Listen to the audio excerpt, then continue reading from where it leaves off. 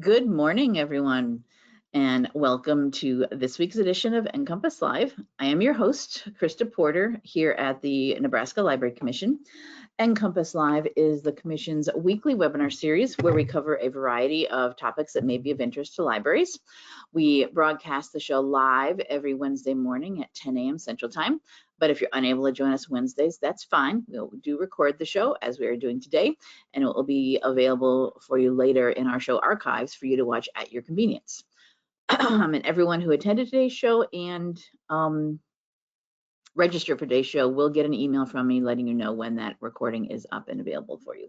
And I'll show you at the end of today's show where you can access all of our show recordings.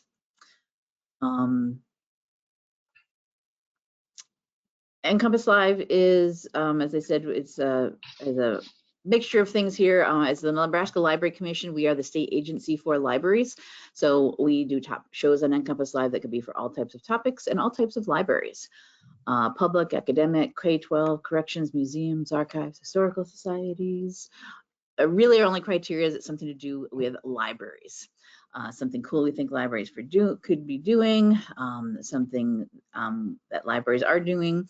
We have guest speakers to come on that talk about things they're doing in their libraries from all across the country. But we also have Nebraska Library Commission staff that do presentations about resources and services and things we offer here through the Library Commission.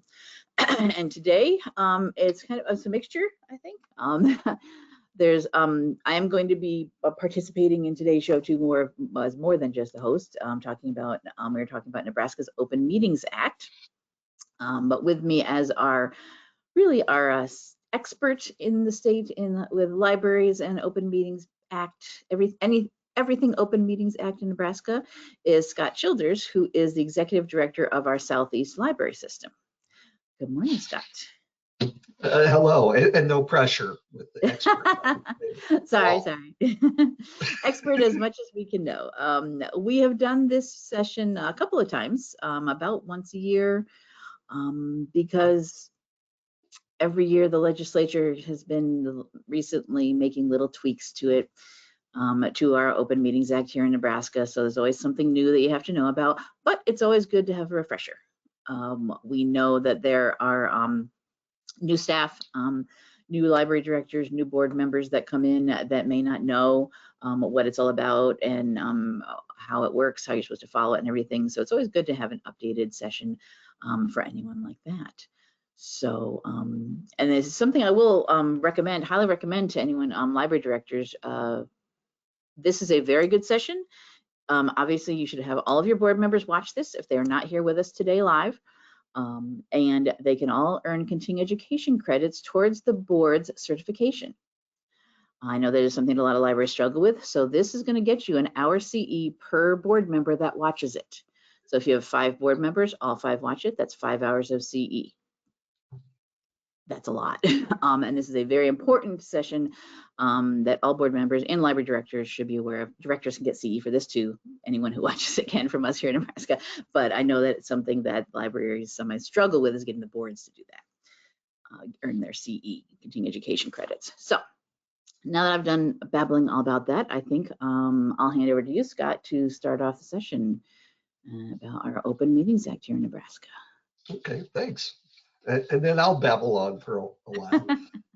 To kind of build up what Christa was saying, it is important because, I gotta get my cursor in the right place. There we go. But first, even more important, is the disclaimer.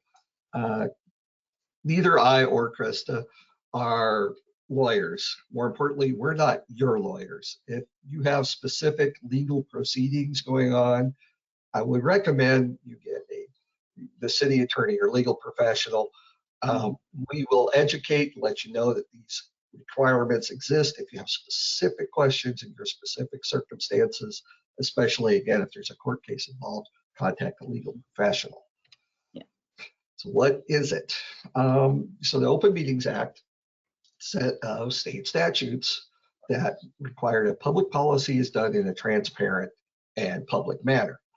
One thing to think about as we go through this law benefits citizens, not the boards that are part of government. So these are written in them in mind. So there's going to be some things that boards, including library boards, have to do to make sure that things are open, people know where their tax money's going. We serve them. And every state has some, but there's often little tweaks in each one, and sometimes they're called different things. Like in Florida, it's called sunshine laws, and so on. This is ours. Right. That is important. And I know that everyone who pre-registered for today's show is all from Nebraska, so that's awesome.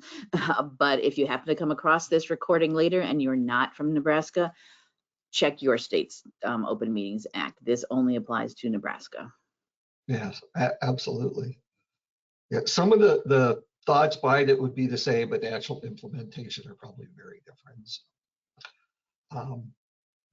And we mentioned library boards, whether they are governing or advisory in this state, are part of usually cities, sometimes counties or townships. That means their acts have to be done openly and publicly, and you have to comply with the Open Meetings Act. There's some people who say, well, we're too small a library board. It's like, no, this is, no matter the size of your community, if you are part of the city government, meaning you get money from them, you need to be running your meetings in this manner. I also want to mention, you'll hear the term public body thrown around today. That's the term in state statute used to kind of put all these various government councils and boards and other groups that are part of this group that has to meet openly. They call it a public body. So if you hear those terms, we're talking about your library board or city council or something like that. Okay. Again, if there's any questions, please. I can't see the chat right now with the way my screen is, but Christa is monitoring. Yep, I will keep an eye on that. Yeah, so anytime you have a question, you don't have to wait till the end. Just when you're thinking of it, get it in there into the question section, and we will answer them as they come in. I want to make sure everyone's on top of these things and understands how these all work. I do wonder, I've had that comment as well from either library boards or city administrators, mayors, saying that they're too small to have to worry about these things or any of the library laws that exist. And I do wonder sometimes if that is their confusion over the, there is the cities of the first class, cities of the second class, and about who can have a governing or an advisory board. And so that's only in relation to what kind of board you can have. But you still have to follow all of the laws. There's no such thing as we're too small a community to follow Nebraska state laws. That's not a thing. Yeah. Yeah, unless you're close to a border and seceded into another state, which I don't think anyone has had at this point. And you have to follow their laws. Yeah, and like I said, every state has them. So yeah. Anyway, moving on. Let's talk about these meetings. If they are public, they have to be advertised. And you'll see here in the heading, you'll see the section 84.1411. I'm putting in where we're getting this information from state statute, so you can look it up and check my sources. You don't have to believe me because I'm on camera on the internet. This is where we're getting it from. And we're talking about size. In state statute, they specifically have this in communities of population 5,000 or less. You notice there's not a floor there. I mean, if you're in a community of 83 people and you've got a library board, it follows. You follow this. Same with Chapter 51 and all the other state laws. So I'm not going to spend a lot of time on this because this part changes January 1. We'll spend more time on that. But currently, if you've got one or two meetings, you've got to post notices ahead of time. And if you're larger 5,000, you've got to put stuff in the newspaper, that type of thing. Following what's coming up in January will actually let you follow these. So I'm just going to move into the stuff that kicks in January 1. And yeah, it looks kind of daunting written out like this. And so I'll break it down for you. This first slide, these are the options for communities 5,000 population or greater. These are your two options on how to advertise. And simply put, your first option, choice A up there, publicizing in a newspaper of general circulation within the public body's jurisdiction, meaning your community newspaper, one that covers your community. I know not every city or village has their own local newspaper, so it might be the neighboring towns. I have actually heard of a couple of cities who don't have one, or their local paper shut down. They actually had a discussion, said, we're going to use this neighboring city's newspaper. That is going to be our reference point for our public notices down the road, but we still get a lot of people who read it here. So that's something, if you don't have one, maybe your village board has already said, we put all of our public notices over here in this other one. Mm-hmm. So, and as long as you've announced that or said that this is where it will be, that's fine. Yeah. People know where to look. Yeah. So the notice has to be in there as long as this paper will get printed in time before your meeting. We'll talk about that a little bit later. 2, it gets posted on the newspaper's website if they have one. And 3, it's also posted on a statewide website established as a repository for these public notices. There is one, and I believe there'll be a link in, like on the webpage after we're done in one of the handouts Christa put together. So I didn't put it in the slide. Now, parts 2 and 3, that should be the newspaper's responsibility. We'll talk a little bit more about that at the end too. But you do have to put it in a newspaper. Now, I know there are several communities where there's a newspaper that covers them, but they get published weekly, and the timing of the meeting and the agenda coming out won't fit because of reasons. The timing just doesn't work because deadline to get it into the newspaper to get it printed is too far ahead. The agenda's nowhere near ready. So those type of things. So if you don't have one in your community, again, community 5,000 or greater, it gets posted to the newspaper's website and that repository that we talked about. This newspaper thing is new. They had a little bit the previous years that changed, including newspapers, and then they put all of this in this last year. I don't know why we're going into having to put it in newspapers. There's also, you pay that newspapers charges for whatever they charge to put it in their paper. It's considered an advertisement. So that's something to keep in mind too. Whose budget is this coming out of? This is all public notices for open meetings. So not just city council, but the library board and parks board, if you have one, and all of those. Okay. Yeah, that's going to be clear about this too. If you look at the Open Meetings Act, you're not going to see the word library mentioned anywhere, or library board. This is an Open Meetings Act for all, as Scott said in the previous slide, all public bodies. So your city, village's board or council, any other department in your city that has a board have to follow the Open Meetings Act as well. Yep. And as far as the links go, yeah, we're going to have the slides are going to be available to all you all afterwards too. There is already in the show description today a link to the Open Meetings Act itself and the Attorney General's notes and comments on it. And within those is the link to that website where you are supposed to, where you post them online. Where to go? It's actually nepublicnotices.com. Something that the state has set up and worked with. And that says these provisions became operative as of April 17th, 2024. So we do have a link to that in everything that you will have access to. And I do not know if every newspaper is part of that repository yet. I think it's just the major conglomerates, like the groups that own the majority of papers here, but your small local one may not. So you may want to look into that. But again, those would be the newspaper's responsibility usually.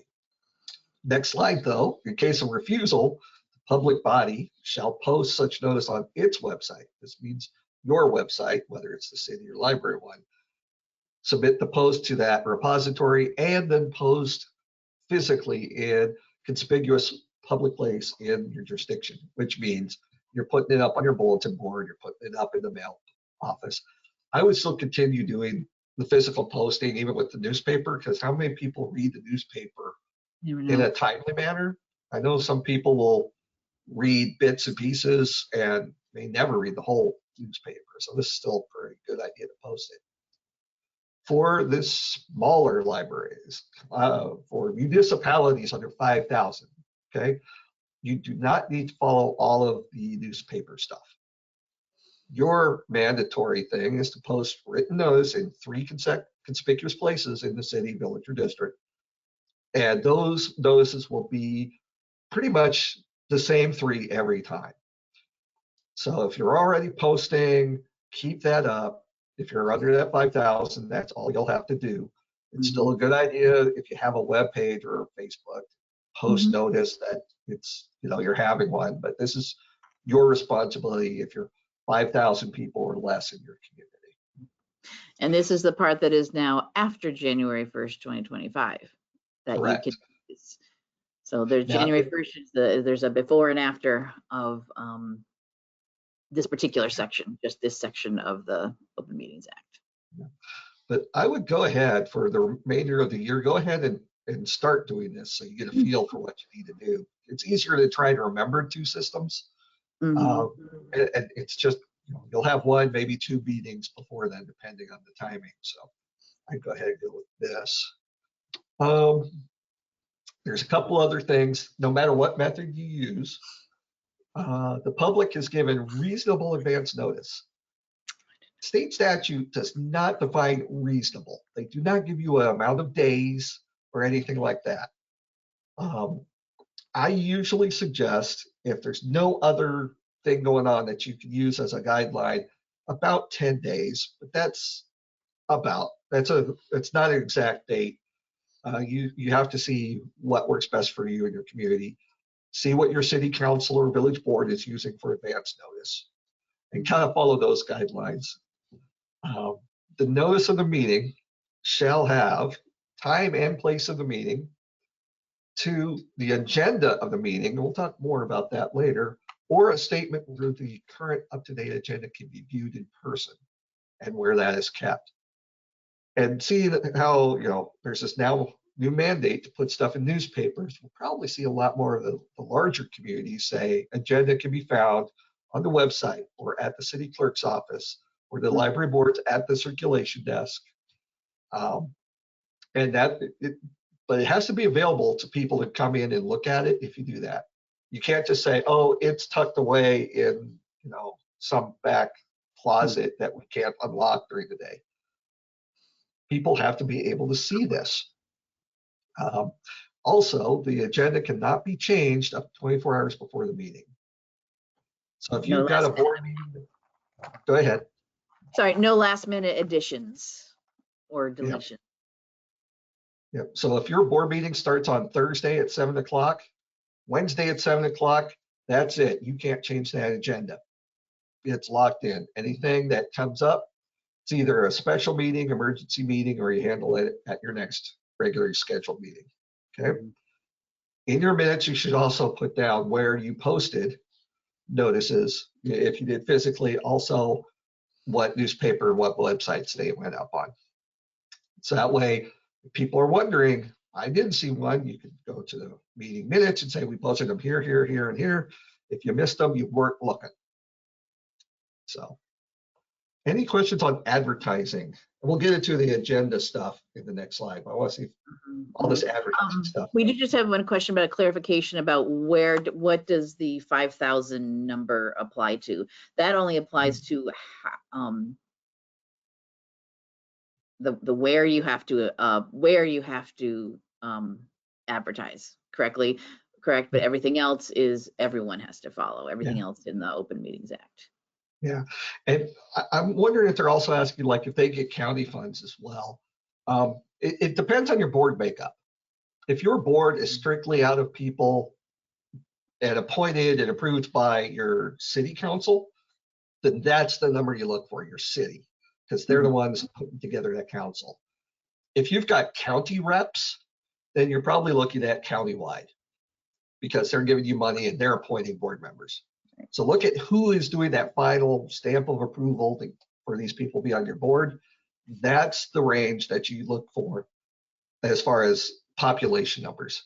Township libraries, you're looking at, the township board, especially those that just get township money. You're looking at that. Follow the money.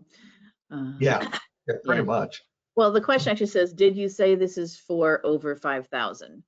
So they must be asking, I'm assuming the question is about the previous slides about depending on if you're over or under what you can do. And then there's an additional option if you're under 5,000. Basically, the idea is that the lawmakers knew not everyone has a newspaper that they can put it in. So for those smaller communities, you can instead just post something publicly, physically in the public. Yeah. Yeah. So 5,000 or above, you're talking newspapers. Under 5,000, it's just a physical posting. So. Can we post the notice of meeting on social media? So like the library's Facebook page? You certainly can, but that doesn't count as far as their requirements. So like I said, it might as well if you want to do it on social media, but that does not currently count as filling any of those requirements. It's the newspapers for those larger communities and physical postings. So, and then there's a thing about web stuff down the line too, but the announcement of the meeting, social media does not count. It's a good idea, but it doesn't count. Yeah. So you can do more than what they require. Just make sure you meet the minimum. Yeah. Absolutely. Absolutely. Yeah. The more the merrier. And I think a lot of that some of that has to do with the permanence of things. If you put something in the local newspaper that is generally kept, you've always got that issue of the paper. Facebook, internet, social media can be fleeting. Well, in social media, the algorithm could somehow keep some citizens from even seeing the notice. So, it's not it's not trustworthy in the fact that you can't guarantee someone has the opportunity to see that post unless they go to your page. And if you're active on your social media, it can scroll off the feed. So those are some things about it. You mentioned that kind of permanence, and that's a good thing to remember too. That's a good term for it, Christa. Thank you.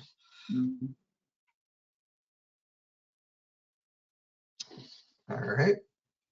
Well, I'm going to go ahead and move on then. Feel free to ask more questions, and we can always back up if we need to. We're talking about the agenda. First thing about the agenda is there has to be enough detail on the agenda items that a citizen, not someone involved in the board or library staff or something, can understand roughly what the topic is going to be covered.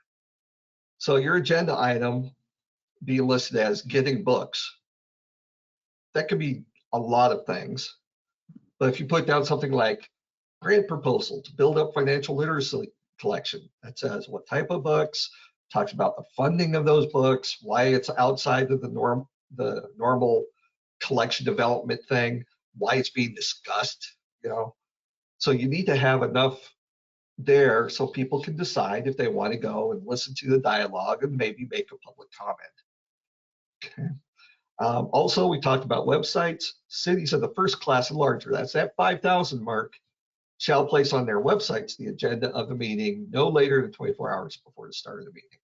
It must continue to be available at least 6 months after. That was a change last year.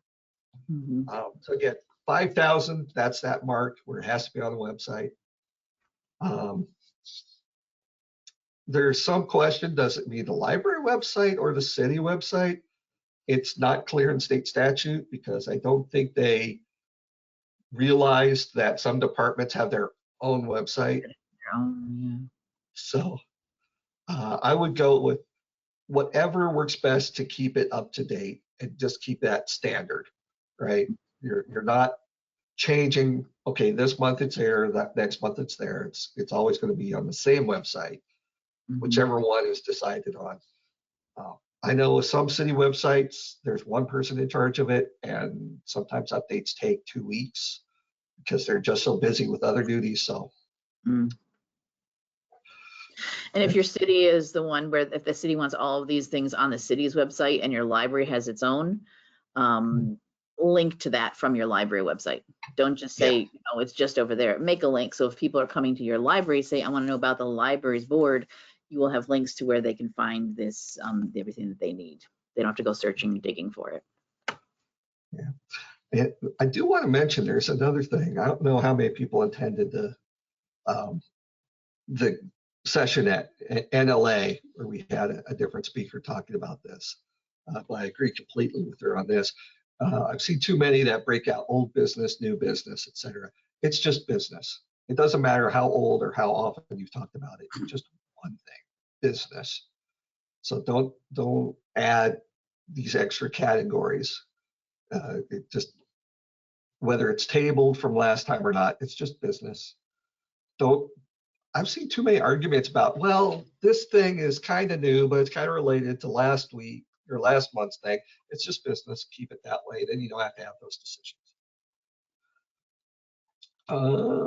Yeah, I don't want to go through. So also on agenda, there's also another section I'm going to ask that you think about adding. I'll get to that part later when I talk about that specific law. But, I think I'll move into emergency meeting. And again, if there's questions, put them in the chat and we'll take a pause after this slide. I've seen this term used for different things, but there's an actual, it's defined in state statute what an emergency meeting is. And you can have those, but it has to be an emergency. Like we have to come to an agreement that's voted on by the board right now. It cannot wait. We don't even have time to advertise this thing, right? It has to be a true emergency. So a public body can hold an emergency meeting without reasonable public notice. It shall be written in the minutes why this meeting is an emergency and what the reason is. Only business conducted in that is that emergency. And all the complete minutes have to be available the next business day. So you're paying a price for calling an emergency meeting. And it legitimately has to be, if we don't decide by tonight, there's no other chance to make this decision. Okay. Hopefully I'm stressing that enough because I've seen people do an emergency meeting for things that can wait 3 months. No. And if the county attorney gets a wild hair, they can come in and void anything you put in that emergency meeting because you had time to do a regularly scheduled meeting with advertising of the meeting. And what you mentioned just there about the attorney can come in and void anything you did in your meeting, that's an important thing I think to mention about all of these open meeting acts regulations. If you do not follow these, someone can come later and void anything you did at a meeting that did not follow the Open Meetings Act. So if you didn't follow these rules in a meeting 6 months ago, a year ago, someone finds this out and decides that they want to call you out on that. Anything you did at that meeting can totally be voided and does not have any, no longer stands. And there have been some court cases that actually added to that interpretations like, and you can't decide on this matter again with that outcome because it shows bias. And so now whatever you decided, you can rethink it, but you can't decide on that because now that's disqualified because you use some underhanded means to get there. Yeah. Now, I don't want to get this confused with a special meeting. Okay, you can still do that too, an out of cycle meeting, but those you still advertise, you still do all, the agenda and all that. In those special meetings, you still follow the one topic thing. The special meeting, we have to decide, it's not emergencies, but we still need to decide before our next board meeting. But there's time to advertise, get the agenda out, all of that stuff. So Yeah. that's available to you, but don't call it an emergency meeting, because that is, you're getting a call that morning to meet at the library at noon for something that has to be decided by 5 o'clock that day, right? Emergency. Versus special is like, we can't wait till next month, but we have to decide, in a week or two. Yeah. That clear? Like if there's a contract that needs to be signed for your internet service and there is a deadline and it happens to fall before your next regularly scheduled board meeting, that would be a special meeting. You do have a little time to plan it, enough to meet all the rules. Emergency, as you said, is if we don't decide today, it doesn't happen. Yeah. So again, it's regular, special, and emergency. You have 3 choices there, and you should try to get everything into your regular. Meet monthly. I know there's a couple boards that insist on being quarterly. Meet monthly. It'll be a benefit to you. Plus, your meetings will be shorter. Yeah. Because you're getting stuff done regularly. So, were there any questions, Christa? Nope, not about that. All right, let's move on to virtual meetings. This was passed last year, 2 years ago. During the pandemic, things were opened up by executive order, so people could do meetings virtually, so government could keep running even though we couldn't meet, excuse me. Okay, better, face to face. When the executive order timed out, then the unicameral passed some bills. You can do virtual meetings. However, the purpose of the meeting can't be to decide anything. It's just to discuss items that you're going to discuss further at a non-virtual open meeting. No action is taken, so no votes. You can't vote on anything in a virtual meeting in this state if you're a government entity. You're still giving reasonable publicized notice, including a link or dial-in number for people to get into.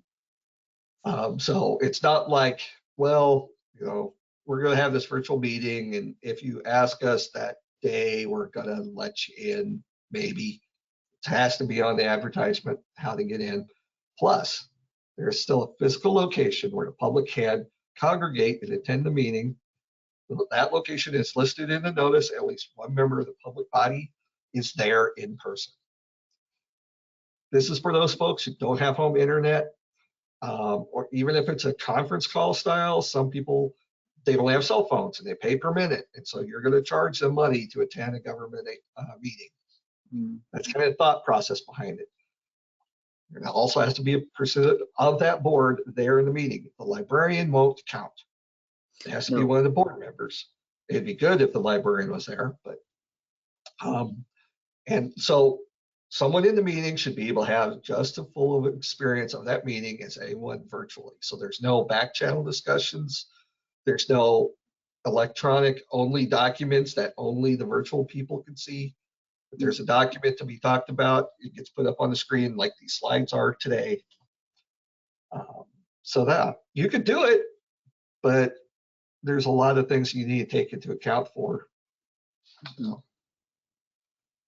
So we have a question about, so this would be like everyone attending, all board members are attending virtually from wherever their home, office, whatever is, which is the way we were able to do that at the beginning of the pandemic. That was the whole thing. Yes. Right.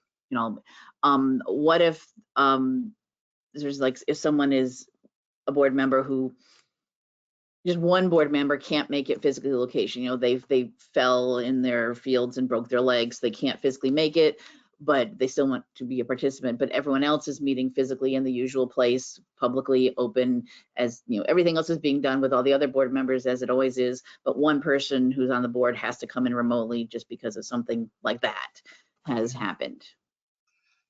That's a good question, and I don't think we have a consensus interpretation on that yet. I imagine it'll probably take a court case for us to get something that we can say definitely, because I've heard that would be a virtual meeting, so follow the virtual meeting things. Just because one person happened to join it virtually makes it virtual, even though it was promoted and advertised as it's our physical meeting, it's happening in our meeting room at the library, but one of our people has to come in remotely because something. I've seen that interpretation. And I've also seen, well, if it's not the majority of people, of board members going virtually, then it counts as a regular. Again, these are interpretations. It's not clear in state statute. Yeah. There'll be plenty of people who interpret it as like, yeah, anything with someone phoning in or dialing in, Zoom, whatever, it's going to be called virtual, and so you have to follow these things, which means you can't do business. You can talk all you want and get reports, but you can't do business, which And at that point, it seems like, well, what's the point? Let's just wait until we can all be here. But then you got to still do business. So it's like, you can't just not, can't pause business for some, Yeah, and here's the thing. If that person just doesn't attend, business as usual, as long as you got quorum. That's an option. And someone just said that maybe a quorum of board members attending physically. That would be a way. You just say to the one person who can't make it, okay, just don't join this time. We still have a quorum of the ones that are here. It's okay. But there's nothing in the statutes that clarify this, and we haven't had any explanation or expansion on what. All right. So do it if you want to. Be aware that maybe at some point in the future it might not be a thing, but right now it's up in the air, unfortunately. Yeah. My best advice for this would be ask the city attorney, because they're the ones who will have to defend this action. That's true. So their interpretation is probably going to be the most pertinent to you, as opposed to ours or anyone else's. That's a good idea. And that's going to go for a lot of these things. Like, this is going to be the person who will have to defend the action, the city attorney or county attorney or whatever. So having their opinion is pretty important. It's not law in and of itself. They can't decide the law, but they can decide how they see the city being able to defend it. That goes with a lot of the gray areas in this. It's going to be that person's job to defend you. So it's sort of like the attorney general's statements, like Christa was mentioning earlier, that you can see he doesn't make law, but this is how he will prosecute. So you can see this is where his head's at as the prosecutor, which is a pretty good idea. It's like, I don't want to challenge that. It's not worth challenging that interpretation, so we'll follow it. And then there's other sorts, like, we're absolutely sure we would win that case, so we're going to do it. That's your call, not mine. I'm not your lawyer. Right. All right, more questions? Nope, that's it. All right, public's rights. Again, all of this is for the public. They have rights to attend these meetings. Not only do they have the right to attend, they have the intent to record, to broadcast, make notes that they can take with them, and to make comments during the meeting, right? So if you want to take your cell phone and be in the back row so you're not disturbing anyone's view, and hold up your phone and broadcast it, you have that right. If you want to record it and take it home and dissect it all to see what they're doing, you have that right. The public has the right to do that in your meetings too. Now there's also a new law that kicked in earlier this year. The public shall have an opportunity to speak at every meeting of the public body. It used to be you could have a public meeting that did not have public comment, as long as it wasn't continuously that way. It's like, no comment this time, we got a lot of business. Public comment will happen next time. Yeah, not anymore. Not anymore. You could have, it has to be that. And this would be something I would set on the agenda, a specific time for public comment, especially nowadays. So that way it's not commenting on each and every agenda item. It's public comment, because the law also says it doesn't have to be on the agenda. They can come in and talk to the body about anything. That's their right. I will talk a little bit more about, actually now is a good time to talk about the public body, the board. This isn't public debate. This isn't public Q&A. This is public comment. They're coming in, telling you something. That's the only obligation. The board just sits there and listens. You don't need to debate them. You don't need to correct them. You don't need to respond in any way. Yep. You be polite, civil, clarify that at the beginning. Say, okay, public comment, we are here to listen. Further discussion will happen some other in some other manner. But we are here to listen. We're not here to debate, which sometimes has people won't comment because they don't want that conflict. Just we're here to listen to your comments about what we govern.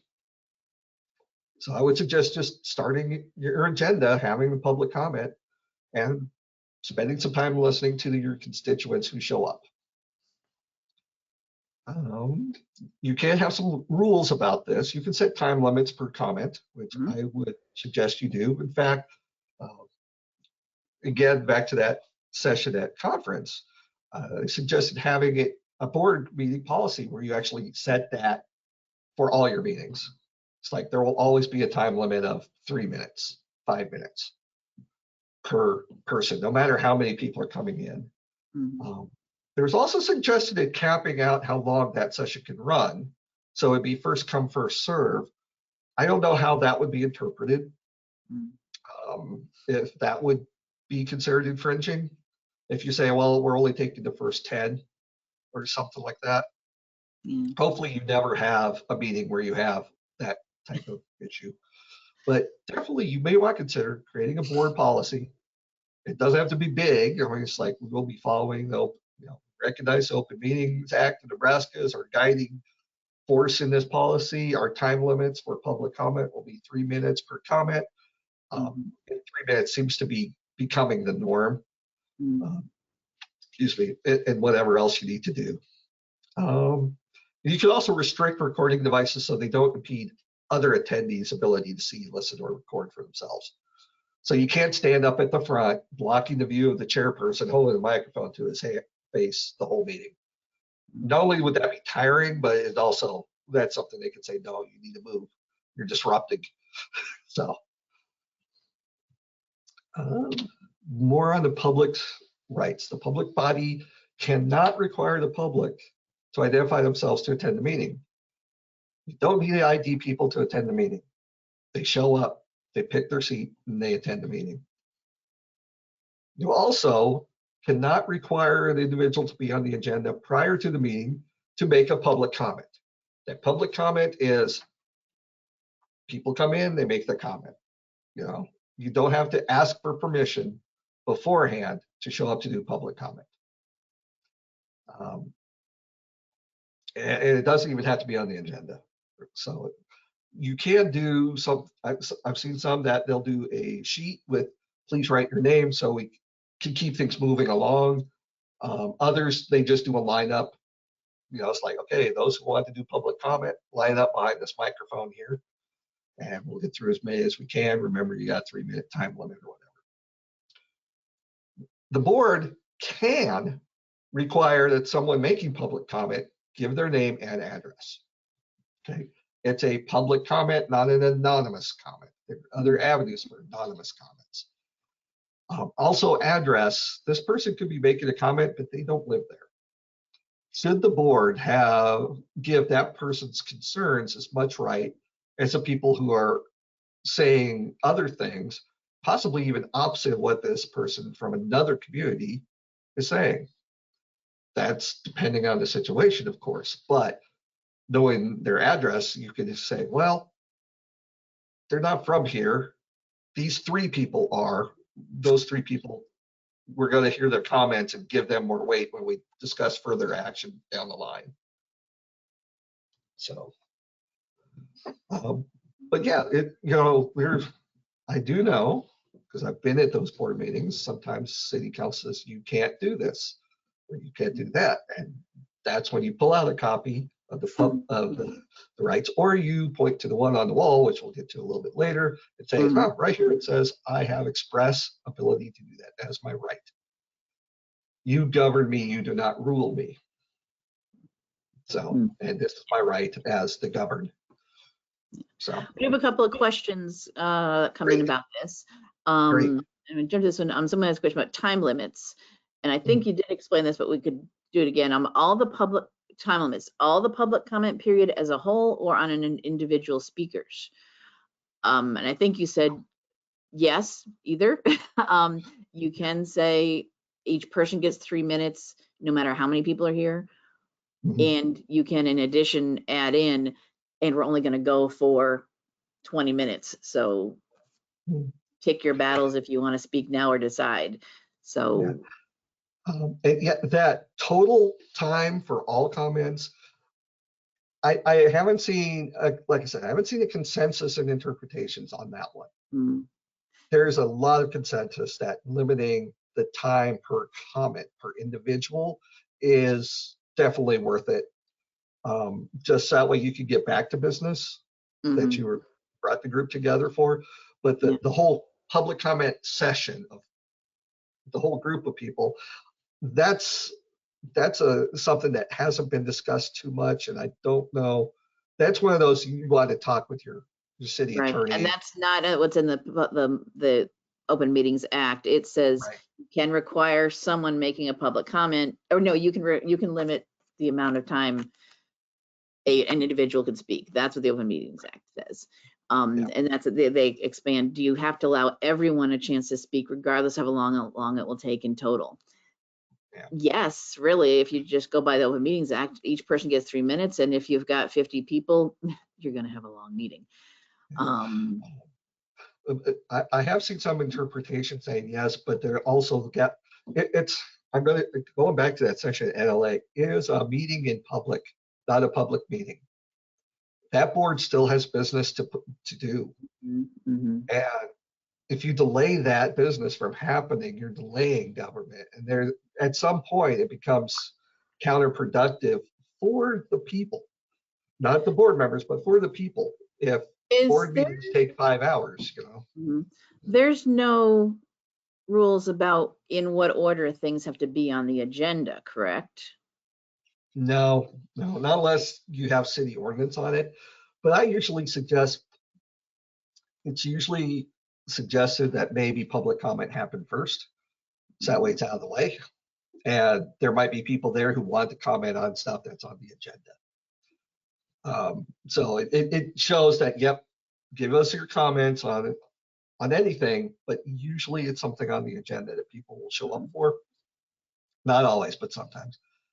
There was some people who were thinking they'll do 2 public comments, one on a specific issue. Like if you've got a hot topic, like let's say the budget is really controversial in the city that year. So, okay, we're given half an hour for budget comments and half an hour for other things. We're going to do the other things first. And if you talk about budget stuff, we're cutting the time on the other side because you ruined it for them, or something like that. That hopefully you don't get enough traffic in your in your library board minutes that you have to do that, but it's possible. And I've seen some pretty contentious board meetings where there's a lot of public comment. So, so yeah, I do think it's up in the air for me. I personally would say you can't limit the total time for public comment. Because that's not what the law says. Yeah. Yeah, it's kind of not, the law suggests otherwise. But again, I also understand you got to get business done. People need to be respectful of other people's time. Yeah. But go ahead, Christa. Question about, because you kind of mentioned about people getting contentious. So, because it actually goes back to someone's question they had too about conduct or behavior in a public meeting. Someone says, is my understanding that conduct or behavior in public meeting is made at the local level? Is there anything in the Open Meetings Act that defines this? Or is this a Robert's Rule of Order type thing? Like, where do you get the, you can't be disruptive and blah, blah, blah, I don't know. Yeah, this would be local level. The Open Meetings Act doesn't have anything for attendee behavior. No. That's something you would have in your city or your library board bylaws. Yeah. Well, yeah, and it could be city ordinance. Yeah. I've seen some interesting things in city ordinance that talk about they've got some things in public meetings. They talk about disrupting the meeting, preventing business from being done will be considered a reason to remove a person. Because again, you're preventing business from getting done and preventing other people from attending and learning and commenting. Yeah. So it's there. Like we have patron behavior things because you have every right to be there, but if you're preventing someone else exercising their rights to be there, you've got to go. Cool. That's a good question, though. And Robert's Rules of Order, again, that's not law. That it doesn't say anything in state law that open meetings have to be done by that. It's just people find it useful for the structure. If Yeah. people follow the full Robert's Rules, your board meetings would look like a parliamentary meeting, and I don't think anyone wants that. So, so usually they use a revised Roberts or condensed or have their own. And the Robert's Rules of Order really doesn't talk about attendees. It's geared for large groups of people meeting, and all of them are part of the business part. So it really wouldn't apply to attendees that much, as far as I can recall. Yeah. All right. That's it for now. Let's go ahead. Let's move along. Okay. I talked about pointing to the Open Meetings Act. Part of the Open Meetings Act says that a copy of it shall be posted in the same room that the meeting is held, and it's pointed out at the beginning of every meeting. There's a court case a few years ago that clarified posting means putting it up in some fashion, attaching it to a bulletin board, hanging it by a chain somewhere, or fastening it to a wall. A loose copy on a table in a room doesn't satisfy. The purpose of this rule is that way anyone in that meeting can walk over, refer to the law, so they can call out the meeting and say, hey, I have every right to sit here. I have every right to attend. I'm not causing trouble. I have every right to record. You can't tell me to put away my tape recorder or my cell phone where I'm doing voice recording. It has to be semi-permanent, which means it can't just be a loose piece of paper that someone can grab and walk out the room with. So putting it on a bulletin board where it's thumbtacked up, that counts. Having it on an easel and maybe even a little bit of string that puts it, hang it over the top part of the easel, so that way it's attached, that would count. Like a poster, which I'm holding up here to my camera. Scott can't see, but you all can see. The League of Nebraska Municipalities prints out posters every time there's a change to the law, the Open Meetings Act. So they've done one the last couple of years. And we will provide a poster to any public library in the state that needs one for any of your locations. We've already mailed some out to some library. Well, we've already delivered some to some libraries in the last couple of months of the new one for this year at various events and meetings that have happened, said through the systems or through the commission. We haven't gotten to everybody yet. I'm keeping track. If you need one, let me know. I've got a pile of them here, and we will make our goal is to get them out to every library, every public library in the state getting at least one. And I think now I'll start doing the mailing since we've been to any events that are be happening.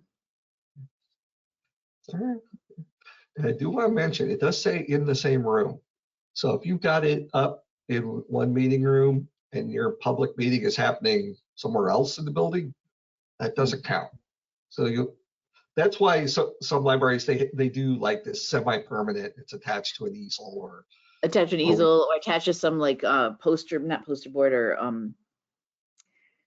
foam board, like attach it to foam, something like sturdy that you can carry with you to each location. And there was one, they actually printed out a copy of the law, a regular paper, and pinned all those copies onto the bottom of the bulletin board, because they don't normally have meetings in two places at that particular library.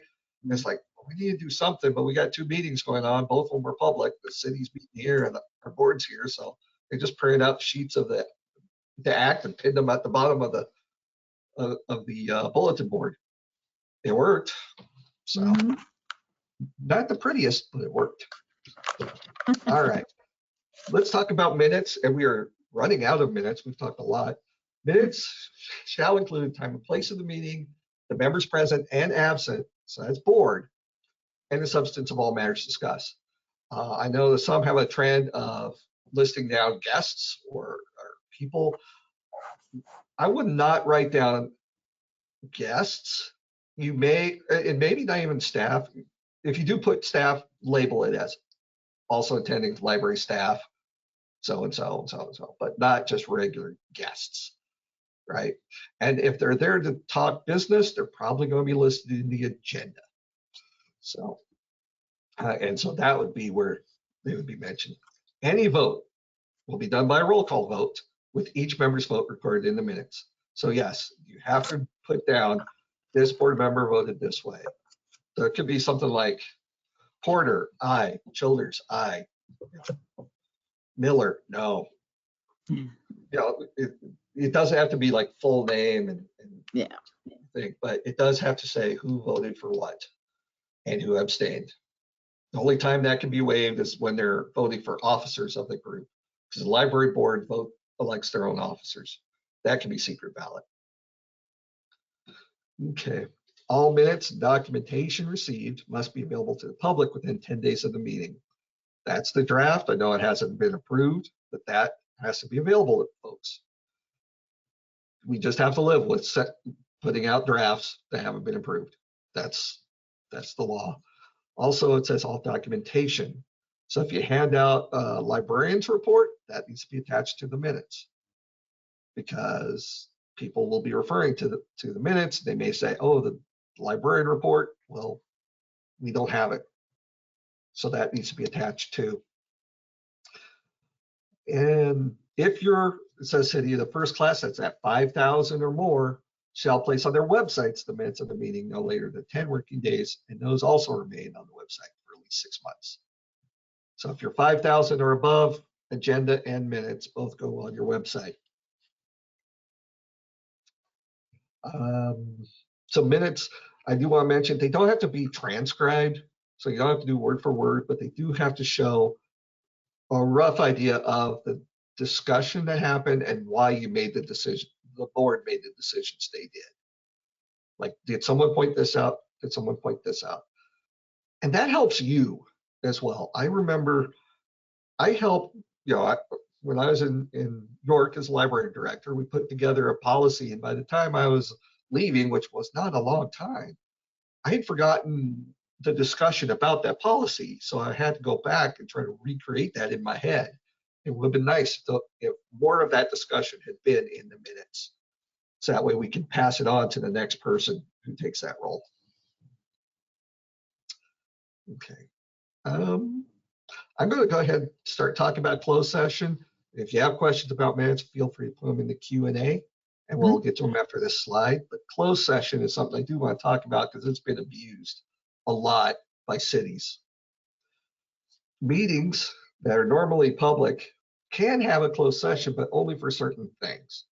Strategy sessions, like collective bargaining, real estate, where having that information out in the open before the transaction actually happens can make the prices could change against the taxpayer's benefit. Other things could ruin possible litigation because public knowledge is now tainted with it, this or that. And so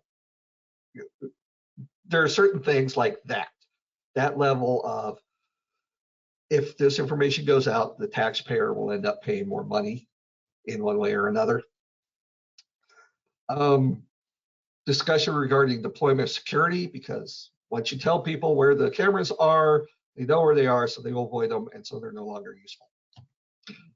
Proceedings regarding allegations of criminal misconduct, and then evaluation of a person when necessary to prevent needless injury, and if that person has not requested a public meeting. You're the librarian, the city council is doing some sort of review, or the library board is doing a review. They say, we're going to put it in a closed session. If you want, you can say, no, I want this in the public. I want everyone to hear what you're saying about me. That is your right. They cannot say no. It's in there in state statute. Some librarians have used this to great effect when there's been a couple of people who less than quorum in the board, but they have a loud voice and they tend to run things because they kind of bully the other board members. They were going to have a performance evaluation, ask for it to be in public. Well, now the citizenry knows what this person is feeling, and they can advocate, in this case, for the librarian, who they feel is doing a wonderful job. And some of those complaints were completely biased or baseless. I almost dropped another word there that wouldn't be good for recording. I apologize. So that's your favorite. Anything else cannot be a closed session, right? So and I'll talk a little bit more, you have to start with a public meeting, advertised as such and all that. Then it's an act of the board to, we're going into closed session for this reason, and then there's a vote by the board. The board members can vote that down. It's to prevent one person from taking over the whole thing. They can say, nope, this is going to be a public discussion. We vote 3-2. So they go into closed session. They either excuse the audience or they themselves go into isolation, have their discussion, come back, bring everyone back together, audience and board. Then they vote. They don't vote in the closed session. And then they close the public meeting in the appropriate manner. You cannot say this entire meeting is closed and start that way. You still have to advertise, here it is, our agenda is this. You can't say probably closed session if you really wanted to, but again, it can be voted down in the meeting. You still have to start in a public manner. You still have to advertise. That way people can still get there. And now with the new law, there still has to be a public comment period. I've seen too many librarians where they find out after the fact, after something bad happened to them, that there was a private meeting that wasn't advertised. It wasn't no meeting, but there was quorum of either board and things were decided outside of public knowledge. At that point, all the librarians involved said, I'm done with it. I'm done. I just fighting it would just make my life worse, so I'm out. Also, cities versus libraries. We've seen it in some communities. City has this private meeting that no one knows about, and then all of a sudden comes back, oh, things have changed. All of this stuff has to be out in the public so people know it's happening, so they can comment, so they can understand what's going on. This is why I do this type of training, because if you know the law, it can't be, they can't misrepresent it in a way that hurts you or your community. So, right. Questions so far? I know we're running long a little bit. Yeah. No new questions at the moment, but yeah, I just want to mention, yeah, we do have a few more slides to go through, and I know we are a little after 11 o'clock when our show officially says 10 to 11 a.m. Central Time, but we're going to go through everything that's on here and make sure we get everything out and into the session. If you do have any questions, get them in and we'll answer them. If you need to take off because you only allotted this hour, that's fine. This whole thing is being recorded. You can always come back and watch the rest of it later. And if you have any future questions, you can reach out to Scott or myself if you weren't able to get them asked in today's show. This is not a one-time thing, and you can only do it now. We're doing this presentation to get this information out to you, and anytime you're having any issues with your board, with your city board, or questions you have about it, we're here for you as to give you advice and explain where everything is in this Open Meetings Act. We have a question that did just pop up, of course, while I was saying that are discussion items in a closed session put into the minutes?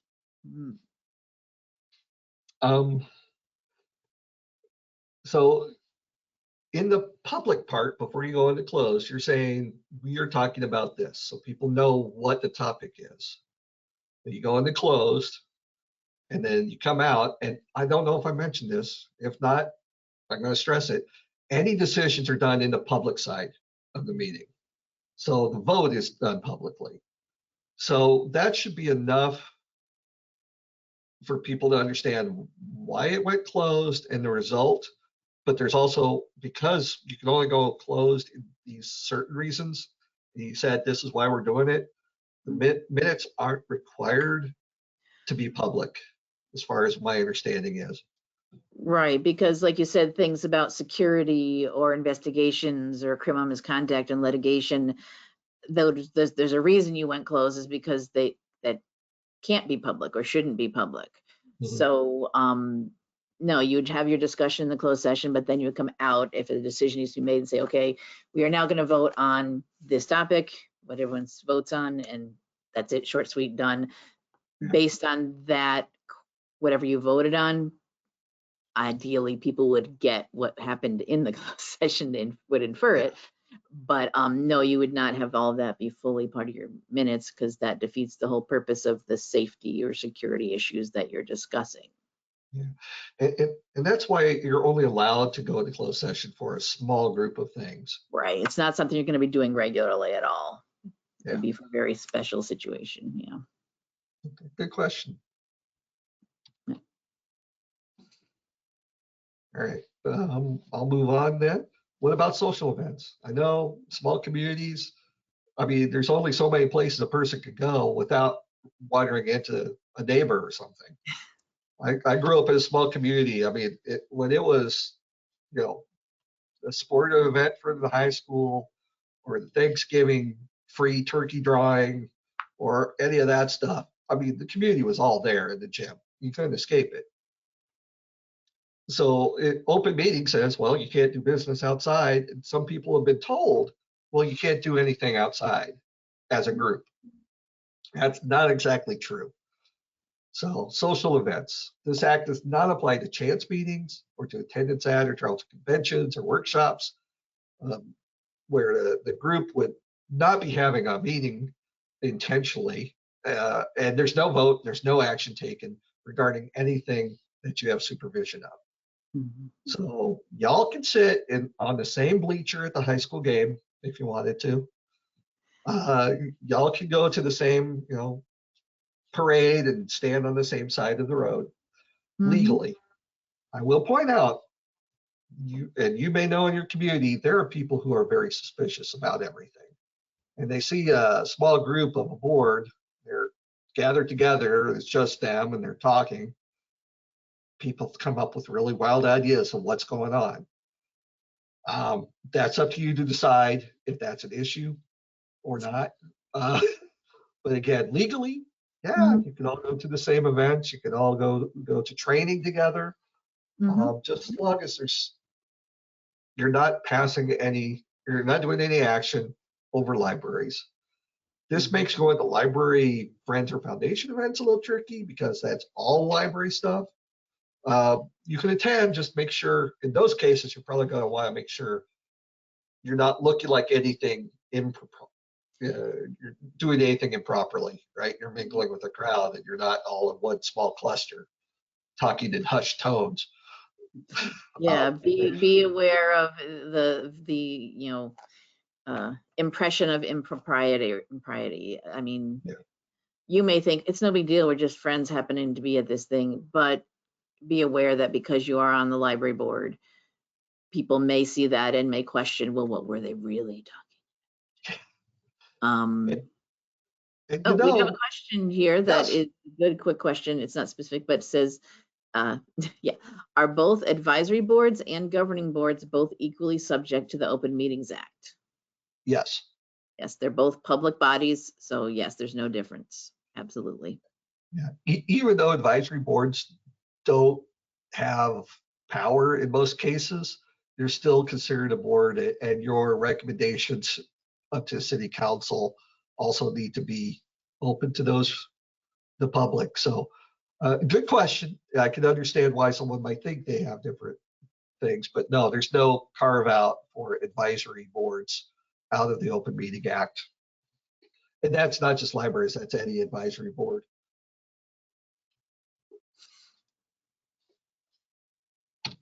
All right. Well, we'll move on to consequences if you break the act. We talked about a little bit. So the attorney general or county attorney are the people who enforce it. And if there's an offense, you would report it to them. We mentioned already, any meeting held that is found to have violated the act could see any and all decisions made in that meeting voided by judicial review. So contracts that have been signed, budgets that have been passed, all of that, a judge could say, well, you definitely violated Open Meeting Act in this area, and all of that is null and void. We're canceling your contract and all of that stuff to the best power. Also, and I quoted this in the bottom, but I'll sum it up here. If the people who are in that public body are violating Open Act, knowing that it's violation, they could have a class 4 misdemeanor for first offense and class 3 misdemeanor for a second or subsequent offense. That means fines and possible jail time if it's egregious enough. So yeah, this isn't just like, oh, well, they'll tell you not to do it again. And if it's your first offense, yeah. If you're trying to do it well, you just didn't understand, okay. But if you're constantly doing this and constantly trying to do emergency or special meetings to avoid a full meeting because it's easier to hide what you're doing when people don't know you're meeting, that would be a violation of the act itself. It's in the state statute. And so there could be possible jail time. It's an extreme offense, but it's there in state statute. You look up the class 3 misdemeanor. Anyone who, as we mentioned at the beginning, who is constantly going back to the, well, we're too small to have to follow that part of the Open Meetings Act. You obviously know what is in the act because you're stating that you don't think you need to follow what's in there. That is knowingly violating it, and you could suffer fines or jail time for repeatedly stating that we don't have to follow it because we're too small. First of all, it's not a thing. Second of all, you've just admitted that you know it's in the act and you are purposefully, specifically not following it. Don't do that. Yeah, and I'll say there have been lots of court cases on Open Meeting Act in the state for a long, long time. The judges probably have a really good idea when someone just messed up on accident and when they're actually trying to hide something. At this point in probably all of their careers who deal with this, it's probably they have a good sense of what is a mistake and what is malicious intent. So I wouldn't get too worried, but if you constantly do this, does anyone want to go through a court case? Whether they get ruled out, you're fine, or who really wants to go through that? Yeah. If you look at the Attorney General's page with his notes about his thoughts on it, you will see all of these different court cases that he refers back to when explaining why I am saying it's this way, why I am taking this stance on this particular part of it. It's because, yeah, it's happened. Yeah. And there's the link right there. Yep. So that ends the prepared stuff. Knowing this stuff, it sounds overwhelming. I know it does. But after you get used to it, it just becomes, this is how we do things.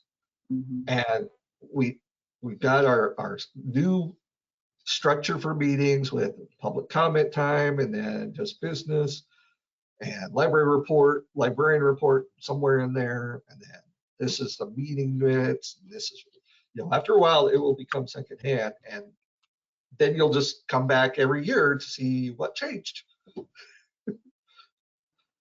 So. All right.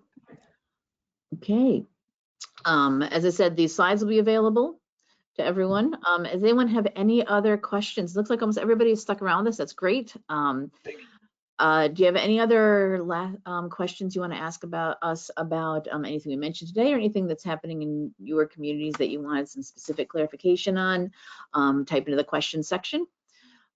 If you want to talk to us later, privately, personally, you can reach out to Scott. Or myself.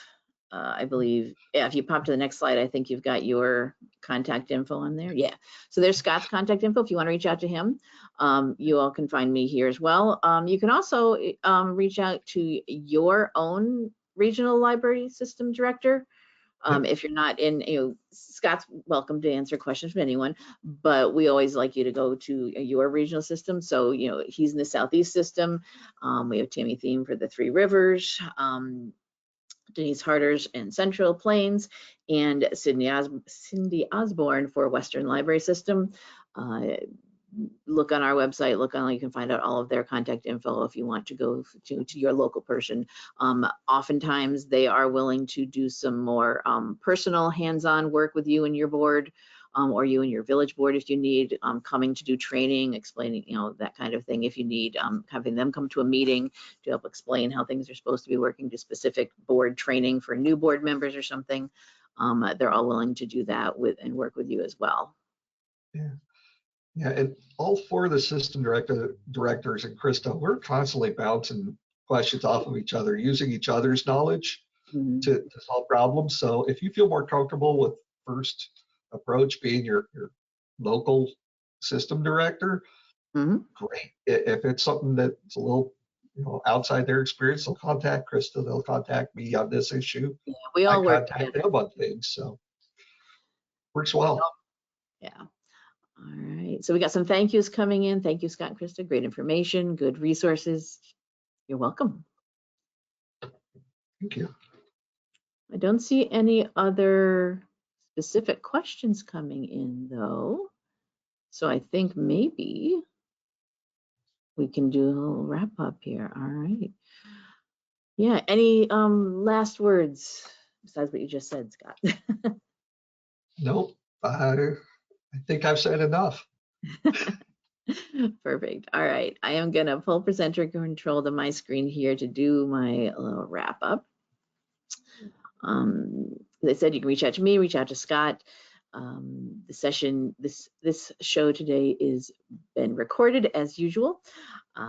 This is the session for today's show. As you see here, I do have, there's a link in the slides, which you all have access to when we put the recording up. There's also a link here to the Nebraska legislature, the beginning of the Open Meetings Act, and this other link here to the Attorney General's notes on the Open Meetings Act. And this is all updated for the changes that went into effect from this year. So if you want to read and go through all of that.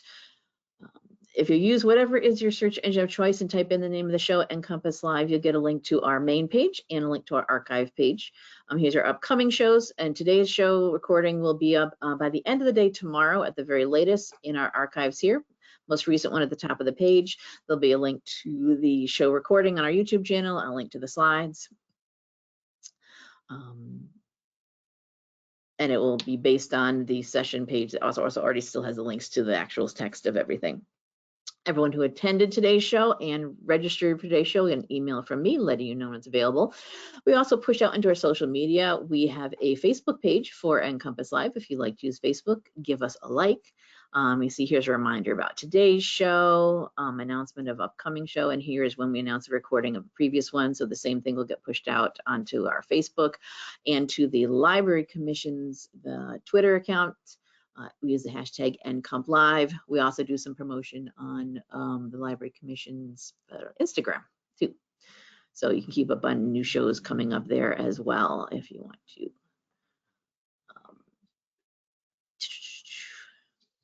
All right.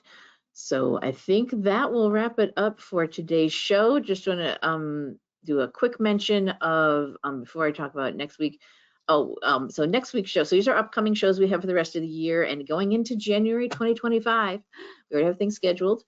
We've got some November and December shows coming up. You'll note we are off for 2 weeks. December 25th, Christmas, and January 1st, New Year's Day, happen to both fall on Wednesdays this year. And so we have just chosen to take those weeks off. So we'll have 2 weeks where there will not be any shows. It's just in here, just so you know. And we'll come back on January 8th. Yes, with Sally Snyder doing her Best New Teen Reads of 2024. She's doing her Best New Children's Books of 2024 in December. And next week, we'll be talking about Reader Zone. This is a service that we pay for at the Library Commission for all schools and libraries to have access to this reading tracking program. You can use it for summer reading, for winter reading challenges, whatever you want. So Jake Ball, the founder of Reader Zone, will be here to talk about that next week. So please join us for that show and any of our other upcoming ones. Last thing to mention, Big Talk from Small Libraries, our annual conference where all of our presenters are from libraries with a FTE or population served of 10,000 or less. Call for speakers is open through December 13th. So if you are a small library or you know someone who's in a small library has a cool thing they'd want to talk about and share, submit a proposal to me and we will get you on the to speak at Big Talk from Small Libraries. The event itself happens online using the same GoToWebinar software we're using today on Friday, February 28th, 2025. It's always the last Friday in February. Submit proposal to me and see if we can get you on the agenda. You can see how this all works. All of our previous conferences are here with our recordings and presentations and everything. All right, I don't see any other last minute desperate questions. So I think we are good for today. Thank you everybody for being here. Thank you, Scott, for sharing your expertise with everyone. And if you have any questions about Open Meeting Act, reach out to us, reach out to your system administrators. And hopefully we'll see you all on a future episode of NCompass Live. Bye-bye.